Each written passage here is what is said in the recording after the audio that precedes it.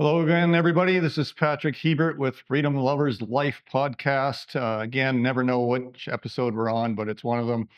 And today I'm pretty excited to talk to a really great guest that we have coming on here, Christopher Wedick.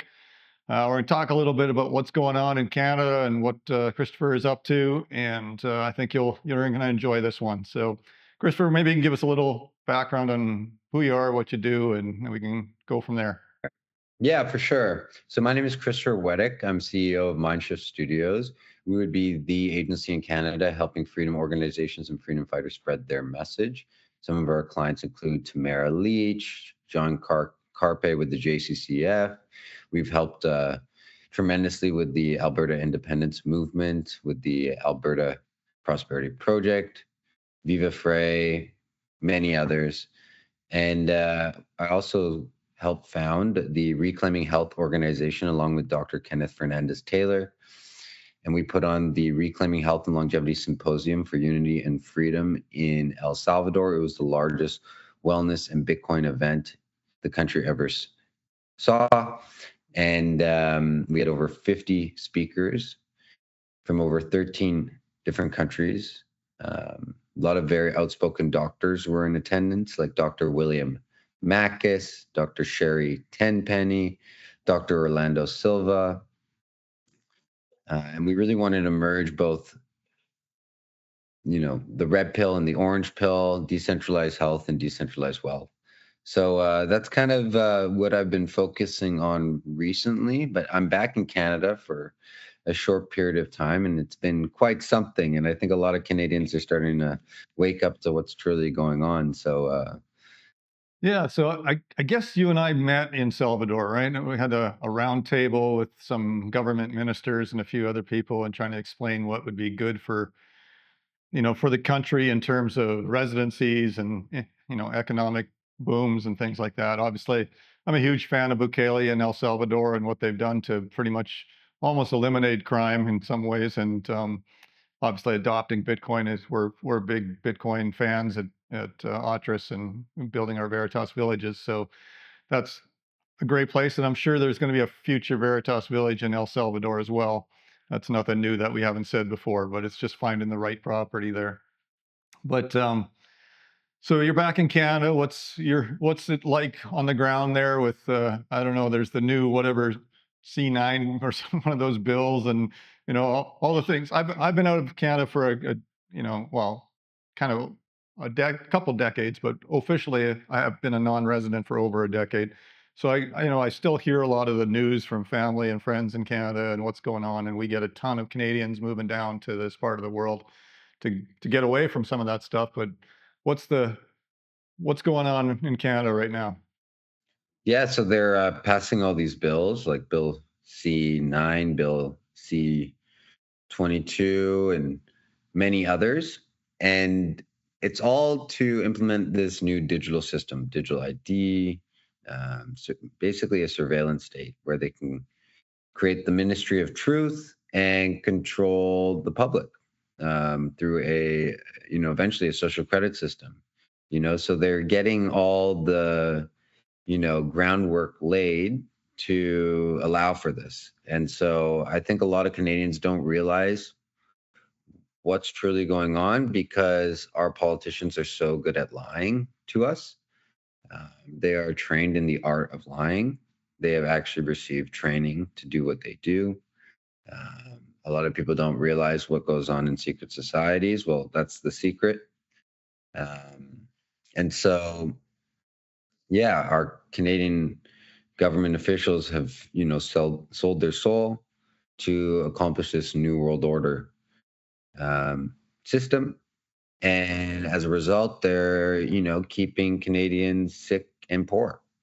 And so this is why, people need to reclaim their health and wealth. And so, as well as, I'm a huge proponent of Latin America. I was living in El Salvador. I've been to Panama many times. I've been all over Latin America: Belize, Guatemala, Costa Rica, Nicaragua. And so I love what I'm seeing down there. I love the community down there. specifically, I have a lot of experience within the El Salvadorian Bitcoin community, and they're such incredible people. A lot of people there are very awake and aware. They know what's going on, and I love that. And also, there's a lot of sovereign communities building all throughout Latin America, and I think that's what people like us need is community. I think Yeah. that's the reason they try to isolate us. And Yeah.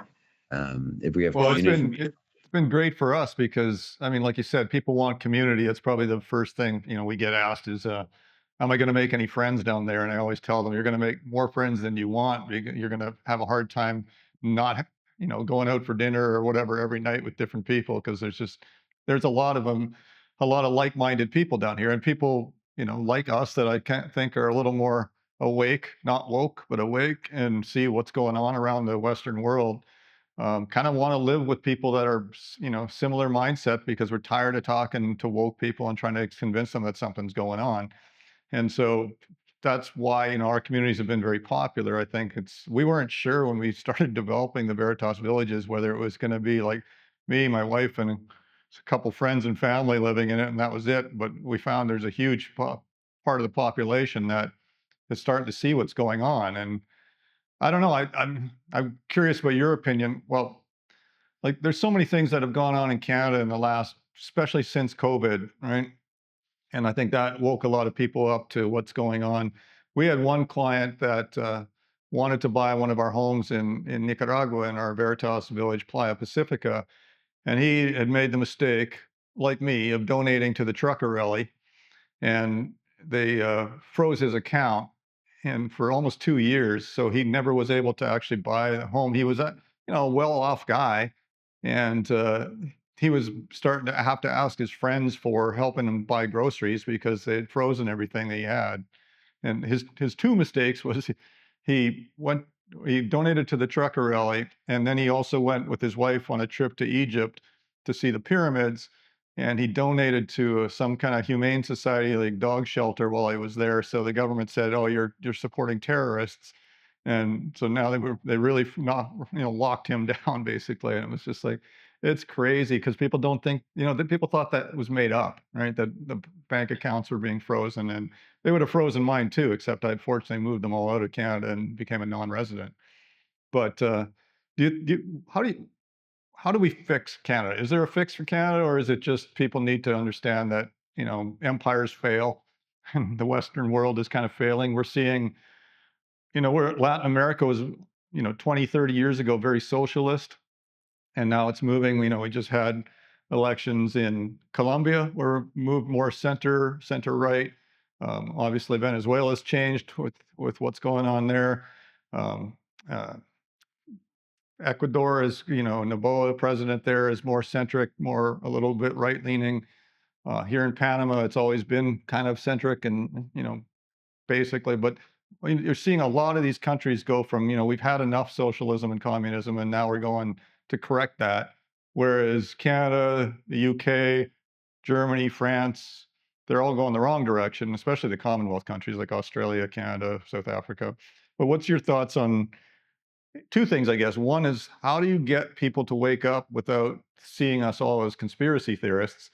And secondly, is there even a point to it at this point in Canada? I mean, if they Carney pretty much got a big win and then pulled some people across the aisle to make sure they had a big win. And it's like, is it fixable? that's a really great question. Well, in order to wake people up, you have to plant seeds. And it's not until they're directly affected that they truly wake up. Uh, Planting seeds includes sharing information with them in the form of humor and paradox to really activate um, their thinking. You need to ask good questions. So there are ways to wake people up, but a lot of people want to stay asleep. They're just too plugged into the matrix. They don't have the time to think.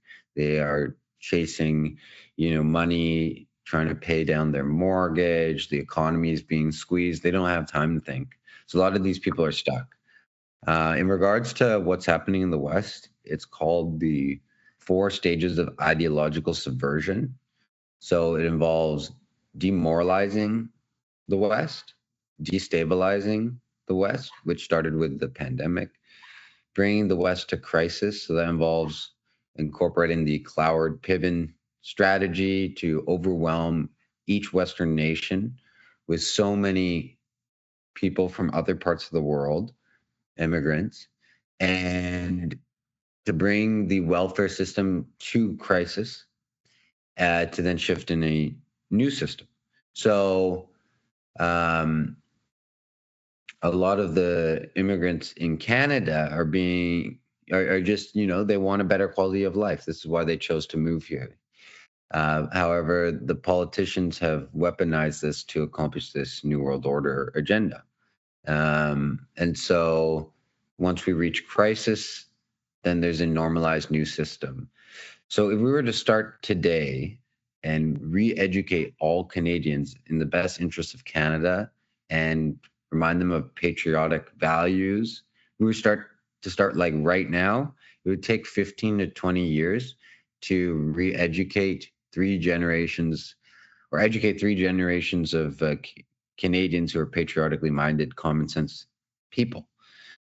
So we're kind of stuck in this sort of inevitable fate within reason of a West that's going to shift into a Chinese communist social credit system, where our money, our vaccine status, our ability to travel, our ability to get credit, our ability to access, money, digital ID, all this stuff is all going to be incorporated into the social credit system. So a lot of the big pieces of the puzzle that are moving are becoming what they need to implement. Like X will be like the WeChat of the West, and CBDCs will be the digital currency. And then all these bills they're passing regarding digital ID will be part of the digital ID where everything's digital. And they're going to tell us it's all for our best, our benefit, our safety, for our greatest good, for the good of the collective, all these things, but it's really just for control. And our politicians are so good at deceiving us that we actually believe them. And so that's how bad it's gotten. 99.999% of Canadians that are here are truly unaware within reason. Those that are aware are leaving. They're going to places like Paraguay, El Salvador, Costa Rica, Panama, Dominican Republic, Georgia, all over, Nicaragua. Yeah, so it's been a very interesting time. So actually, it brings me back to this famous study that was done on rats called Universe 25. It's basically when they had a perfect environment with unlimited amounts of food, water, shelter, great conditions of living, and they started with 4 rats, 2 male, 2 female. The colony grew to over 2,000 in the study. And right after it reached the 2,000 mark, it rapidly declined to extermination, even though they had access to water, food, shelter, unlimited, the entire study. And basically, what they noticed and found very interesting at the end of the study is that most of the rats started to focus on self-grooming. Some of the rats became homosexual. A lot of the rats became depressed. A lot of the rats were isolating themselves and weren't near their family members. A lot of the rats weren't procreating. So there's a lot of very interesting elements that you can take from the study that are, relevant to our society, because rats and humans are, I believe, 98 or 99% biologically similar in ways when you compare them. And so for me, that study, I analyzed that study using ChatGPT. I feel personally ChatGPT is biased towards their agenda. An AI I like to use is called Venice AI, but I think a lot of them are getting sort of bought off or corrupted.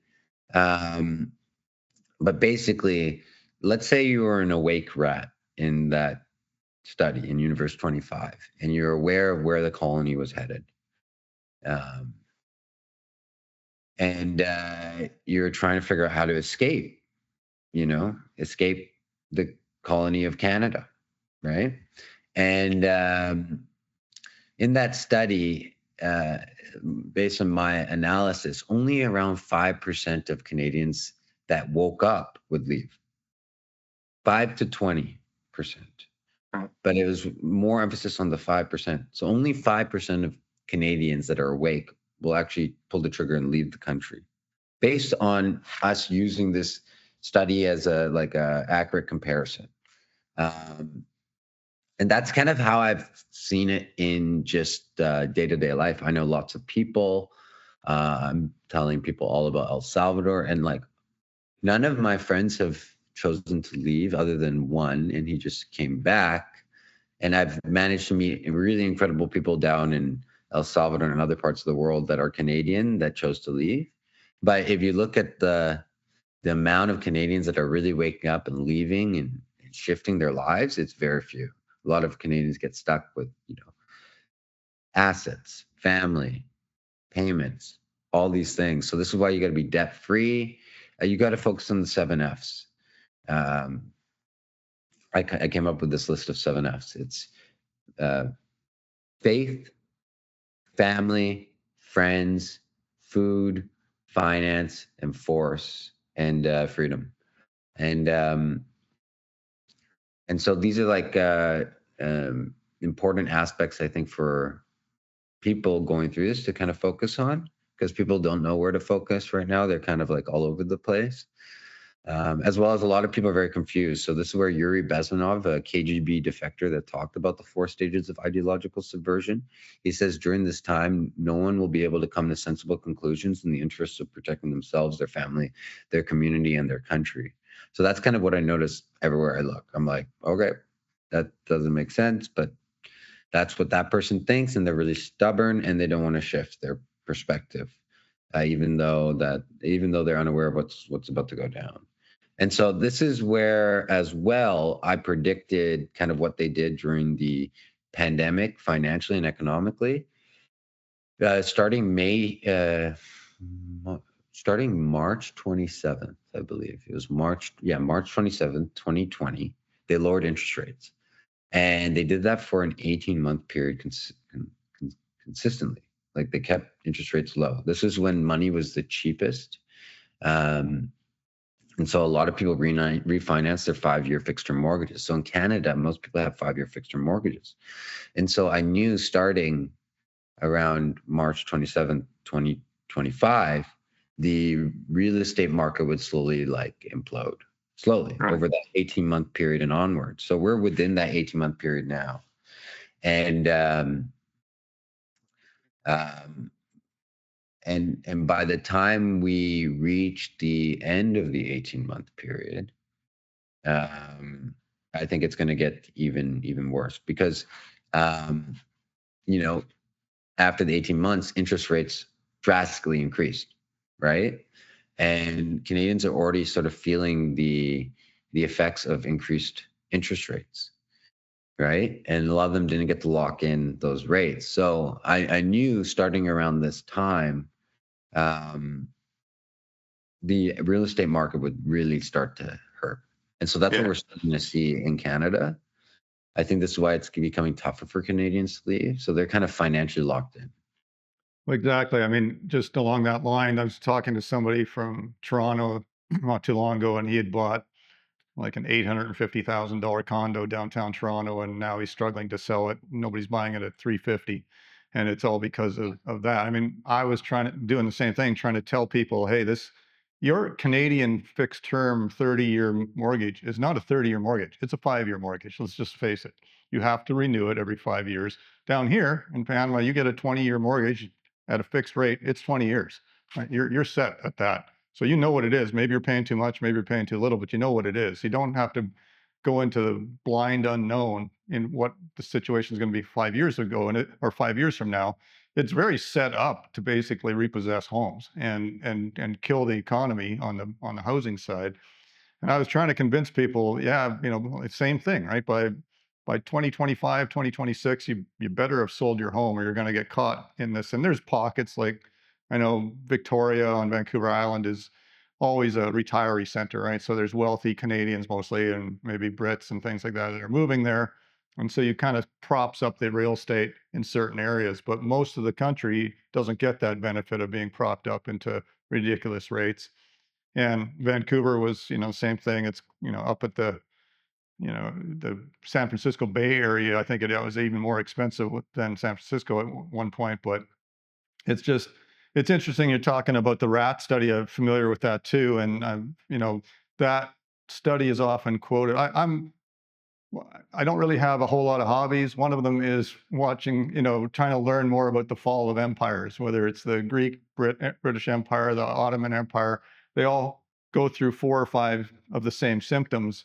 And one of them is, what you're talking about, demoralizing. One of them is starting to dislike your own country, like you see in the US, Canada. People are, I just focus on the woke kind of comments, but it's people that are the opposite of patriotic, and then the government does a great job with ridiculous patriotism with this like Carney's whole elbows up thing. You have a border, one of the longest borders in the world with a superpower, and you want to put your elbows up against them instead of trading with them and you make use of some of your resources. It's ridiculous. It's an economic bullet to the head. And it's just unbelievable that people are falling for that and just going, oh yeah, elbows up. It's like that's a ridiculous comment. Hmm. So It's unbelievable, and it's all to destroy the Canadian economy, but to make Canadians do it as well because they need the support of the Canadian people to accomplish their agenda.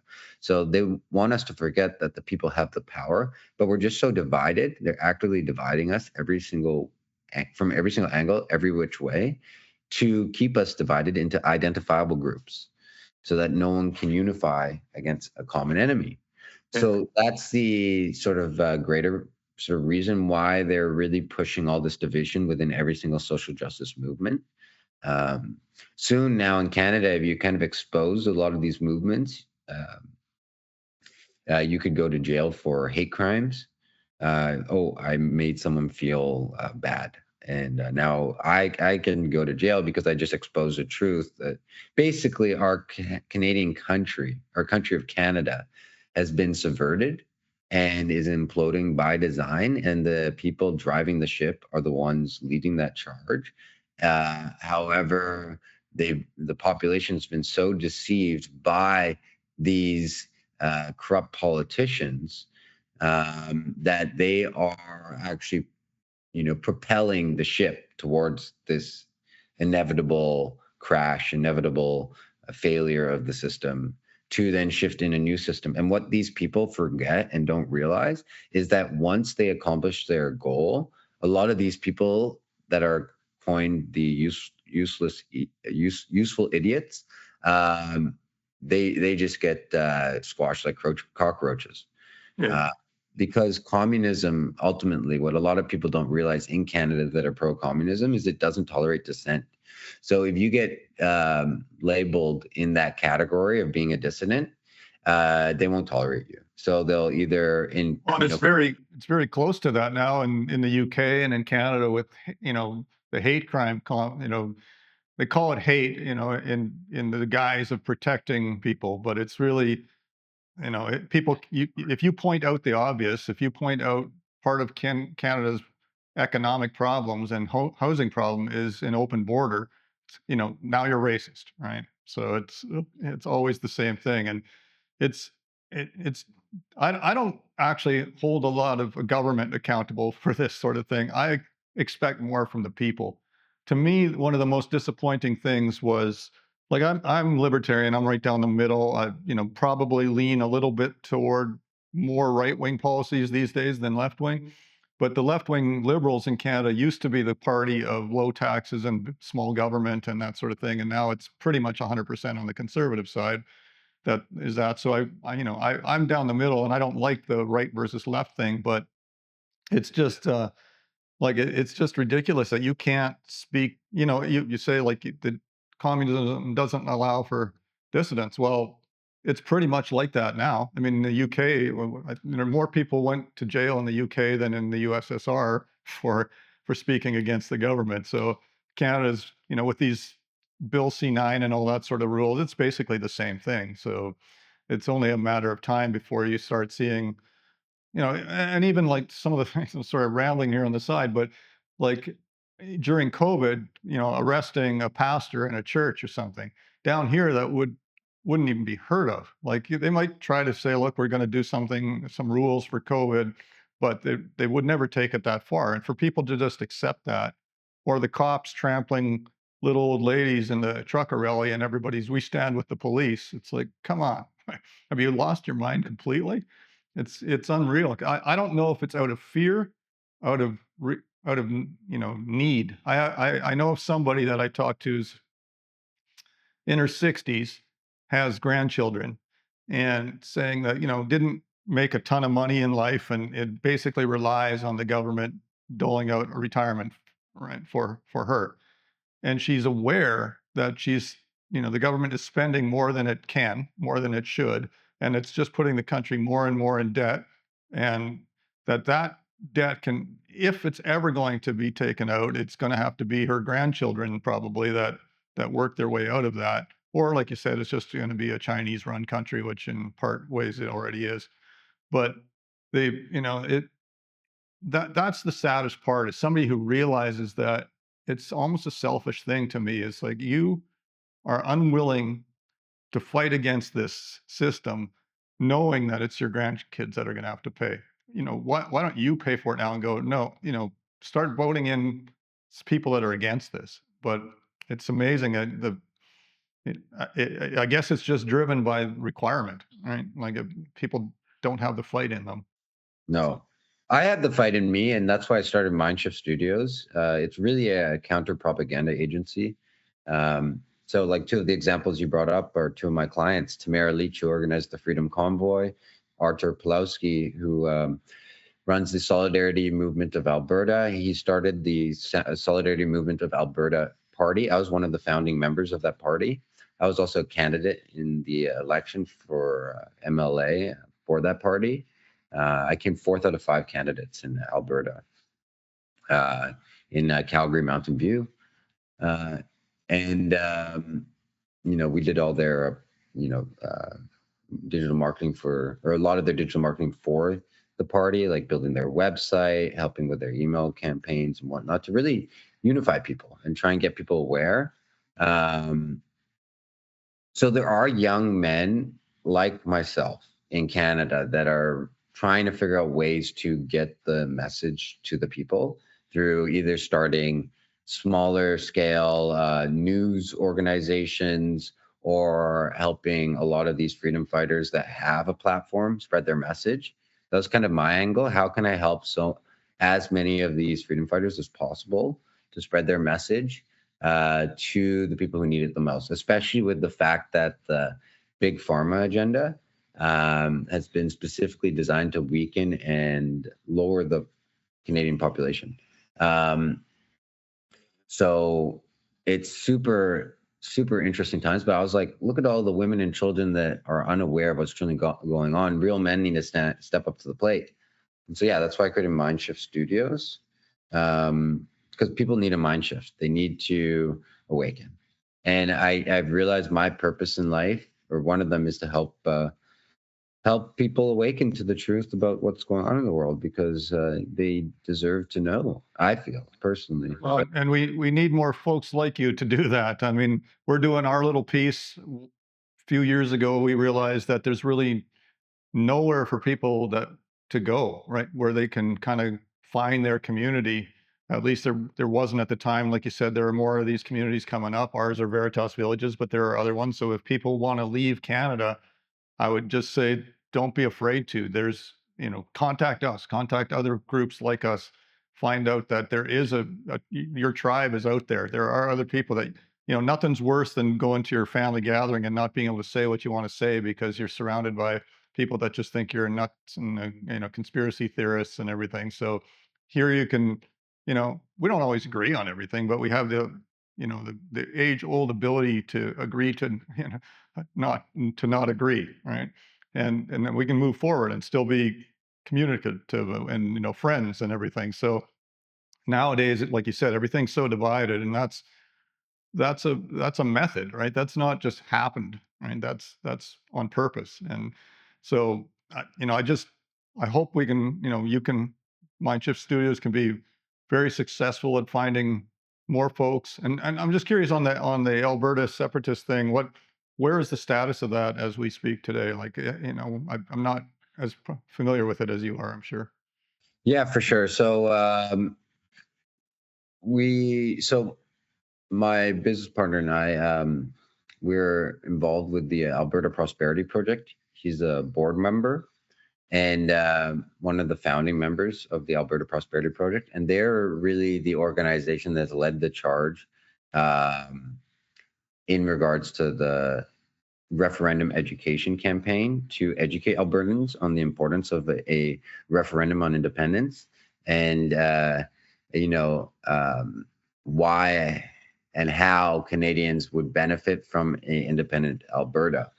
So they've done the, initial sort of stage of getting and collecting signatures for the intent to sign the referendum on independence, and they managed to get over 700,000 Canadians to sign it. And so now it's just really about waiting and getting to the referendum. Um, and Yeah, so Is there a date set for a referendum? let me double check the date here. I'll tell you. So basically, October 19th, 2026. A referendum for October 19th, 2026. And so what happens on that date? I mean, if there is a in favor vote, where does it go from there? So basically, like the stages are signature collection period, petition submission, petition verification, referral to the government. So basically, if the petition is deemed successful, the chief electoral officer submits the proposal to the Minister of Justice, who refers it to the Lieutenant Governor and Council, meaning a decision by the Premier and Cabinet, formally signed off by the Lieutenant Governor. From there, a province-wide referendum can proceed under the Referendum Act. Referendum. Under the Citizens Initiative Act, a successful constitutional petition leads to a province-wide referendum. Alberta has already set a referendum for October 19th, 2026. We are hopeful our clear question will be asked of Albertans at that time. If the petition is verified and the process moves forward, every eligible Albertan will have the opportunity to vote on the proposed clear constitutional question. Do you agree that the province of Alberta should cease to be a part of Canada and become an independent state? Interesting. What do you? I'll have to look on Polymarket, but what do you think the odds are of actually getting to that point? I think that would be a hell of a blow against Canada. Obviously, you've got all the resources of Alberta, and Alberta would become suddenly one of the more wealthy states around. But what are your thoughts on that actually passing? I mean, they're like, I look at something like Quebec, and I don't have any allegiance to any different province. I grew up in Manitoba and moved to BC at some point. But I think Quebec is the largest draw on the transfer payments, and Alberta is probably the largest giver of transfer payments. And can't imagine what that does to a province like Quebec when that's gone. Oh, exactly. I'm actually in Quebec right now at the moment. And yeah, it would definitely be a blow to Quebec. I think personally, there's always hope. Anything can happen in the world. And if enough Albertans think it can happen, it will. Um, However, I think the Canadian government plays dirty and they wouldn't want to lose an asset like Alberta. And we shall see how it goes. I think if we get to the referendum point and it actually, happens and it's successful, then we'll, discuss next steps after. But I think I think I always believe there's hope. Well, I think even just having the referendum would be good for the world to see. Like there's some pushback, some fight against the what seems like the treadmill of a race to the bottom by a lot of countries and to destroy their own economies. So like right now sitting here in Panama, I bet you could ask 1,000 Panamanians, is there any potential separation of one of the provinces in Canada, they wouldn't know anything about it. But I think when you do have a referendum, that maybe that news gets around. And to me, it's good for like a country like even the Netherlands or whatever. The concept, I don't know if you've been following with the Netherlands up and down BS on unrealized taxes, on taxes on unrealized gains, but they've reintroduced the concept again to make it official and currently at 2028, which is an absolute death nail to the economy. And if you happen to amass $1 million in shares of a company, for instance, and you haven't realized that gain, you don't have the $1 million, you have $1 million worth of shares, and suddenly you got to pay 36% on it. That means you have to raise $360,000, or you got to sell the actual shares to get $360,000, which means you're going to crater that company, first of all, because you're going to everybody's going to be dumping a bunch of shares. It's just like, and the outflow of affluent Dutch people is going to be massive because you've got that, and then you've got wealth taxes going on. And what's happening in Canada, I guess, on the wealth tax side. I mean, there's lots of threats about it that we hear about, but there's been.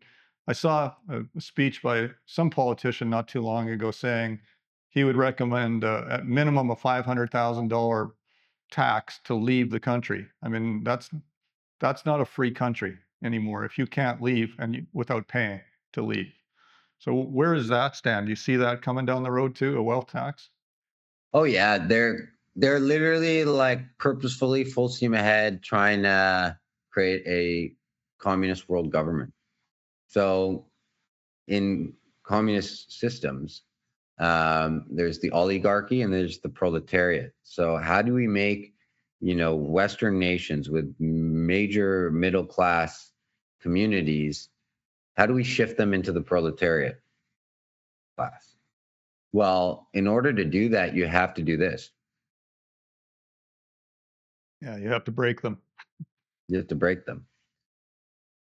It's all for control. But this time around, the thing about this time around, in comparison to World War One and World War Two, is like it was all designed to create a third world war to then create a one world government. And they formed these organizations like the League of Nations and the United Nations to eventually get the world to the point where we have a one world government. So this is where, a lot of people don't understand how the pieces of the puzzle are moving together. But if you understand the end goal is one world government with a social credit system, that's the issue. So it's about which sort of jurisdiction you land in, like in, Latam, for instance. Money goes farther there. In Canada, it really doesn't go that far, and most of the officers of the state are so indoctrinated that they will do whatever it takes to abide by the laws of the state. And so this is where we get what is called Agent Smith syndrome. When primed, people of the state do the government's dirty work for them. And so this is where we saw a lot of that happen during the pandemic, with family members turning on family members, friends turning on friends. Yeah, I found it was amazing. The radical left, I'll put it, is always claiming how they would have been different. They would have been helping the Jewish people in the Holocaust. But they're the first to turn on their own family when the government goes nuts. Right? It's unreal. Like how hollow a statement that is. But one other quick thought. I mean, I have very strong feelings on this, but I want to get your opinion and not to sway it, but I feel like the whole climate change thing has been what I call the climate change obsession is really being used as well to drain people, right? I mean, you've got carbon taxes and all that sort of thing. What's your thoughts on that part of the puzzle? So my company was also a sponsor of the Canada Strong and Free Network Conference. It would be the largest conservative conference in Canada. And so when I was there, I was invited to this special gathering at the top of the Westin, looking over Parliament Hill. And I was like the youngest guy there in a suit, I'm like, yeah, I have a booth at this conference. uh, pay to play. I get to talk to some of these big rigs. And so like Boris Johnson's in the room, Tony Abbott's in the room. I think it's Naftali Bennett, the former prime minister of Israel, is in the room. Pierre Poilievre was there, at the conference, and all these, senators and MPs. And anyway, so I'm there networking, meeting with all these incredible people. And, obviously a lot of them are part of the club too. But I talked to Tony Abbott, who I know is a Mason. And, but sometimes with, I think even them, because they know how the system truly works. You don't become prime minister of a country and not without being part of the club. You have to be a part of the club. So I talked to him, and he's like, he comes up to me because I'm like a young guy in the room. There's not many other young guys in the room. And he's like, what are your thoughts on climate change? And I tell him straight up, I'm like, excuse my French, but it's all bullshit. And he's like, I agree with you. So you have the former prime minister of Australia saying that. And then we started to sort of continue and communicate more about that. And so then, if you have a former prime minister of Australia agreeing with me saying that climate change is bullshit, then why are so many governments pushing this agenda so hard? And it's really to weaken Western nations. And because a lot of these Western nations are strong due to energy independence and the ability to sell their resources. And so if you're able to cripple that based on some carbon tax and whatnot, like what do trees breathe? That's what I always remind people. They breathe. Well, Canada is very net positive if you even fall for that BS. But I mean, we're in history. I've done a lot of research, and another one of my hobbies is researching the bullshit around climate change, basically. And we're at one of the lowest carbon points in the history of the planet, which means that we're actually dangerously low on carbon and carbon dioxide. And so, everything we pump back into the air is actually making the planet greener and feeding people. And it's amazing that you can have the opposite story get so much traction when the data all shows exactly what we're talking about. And it's just, to me, it's just frustrating, but people are so indoctrinated about it that, I guess maybe in the last couple of years it's become what's frustrating, I guess, is that you and I know you're younger than I am, but we'll both be probably dead by the time the world wakes up and goes, you know what? It didn't end in 12 years or whatever, right? Or it didn't end in 50 years. It didn't end in 100 years. My grandchildren will wake up one day 50 years from now and go, you know what, surprise, surprise, the climate's pretty much what it was 50 years ago. Yeah, you have some ups and downs, extra snow one year, a few more hurricanes next year, but it's always, climate's always been changing, so it's not static. So that's an easy one for them to use. And it's not it's not the government using these things to fool people. It's the people getting fooled that drives me nuts. It's like, just wake up and I don't know. It's just it's an interesting time in the world. I guess I look back even to the 1980s, and then there was acid rain and whatever, and then a few years later it was a hole in the ozone layer, and then it was something else, and it's like none of that stuff ever became an issue because the climate just goes through those kind of things. And yet people can be told something perfectly new tomorrow and they'll buy it again. Like, oh, we got another Greta Thunberg comes around and says we got 10 years, or AOC says we got 12 years, and then 12 years from now she's got to correct. But it's the sheep that drive me nuts, and the people that, how many times do you get burnt on this stuff not happening and you still go for it, and you spend so much money on it, and you allow your government to tax you to death to pay for it and not produce. I mean, like you said, Canada is a prime example. You have all the oil in the ground, but you send it to the US to process it, and then you buy it back as gasoline. And, why don't we do that in Canada? Because, oh, it's affecting climate change. So you just ship your climate change problem to another country and feel good about yourself. That's crazy to me. So I don't know how people can buy that stuff. But anyway, that's another one of my pet peeves is the climate change BS. So Yeah, I agree with you. It's everything's all interconnected in regards to this agenda, and everything's full steam ahead. It's just a matter of how quickly they can deceive the people. But the people are waking up, and this is what George Orwell says: once the fraud is exposed, which is what's happening now, the fraud's being exposed. People are waking up rapidly.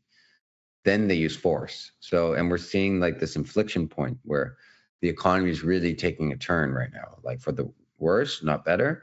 So I think things are about to really ramp up. I feel personally, because they want to accomplish all this stuff by 2030. It's Agenda 2030. We're in 2020. right. They have 4 Yeah. years.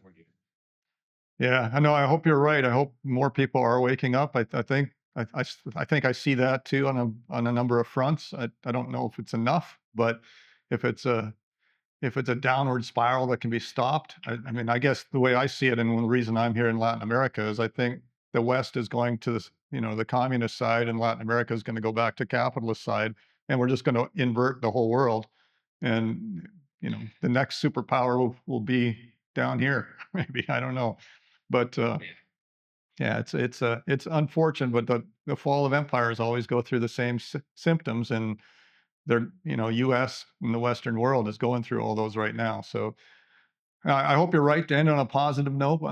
I hope people are waking up, and I believe they are. I just hope we can get more and more people to wake up faster.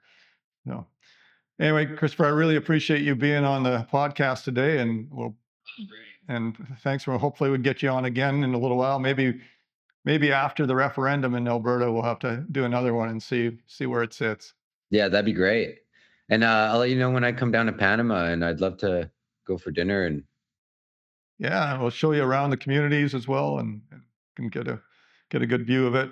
And I appreciate what you're doing. Keep up the good work, and thanks for helping my fellow Canadians. thank you, sir. God All bless you. right. Appreciate you. Thanks, Christopher. Bye bye. Yeah. If you enjoyed this conversation, please like the video. If you're interested in learning more about freedom-oriented living and community options in Latin America, you can find more about Veritas Villages in the link below. Thanks for watching. We'll see you in the next episode.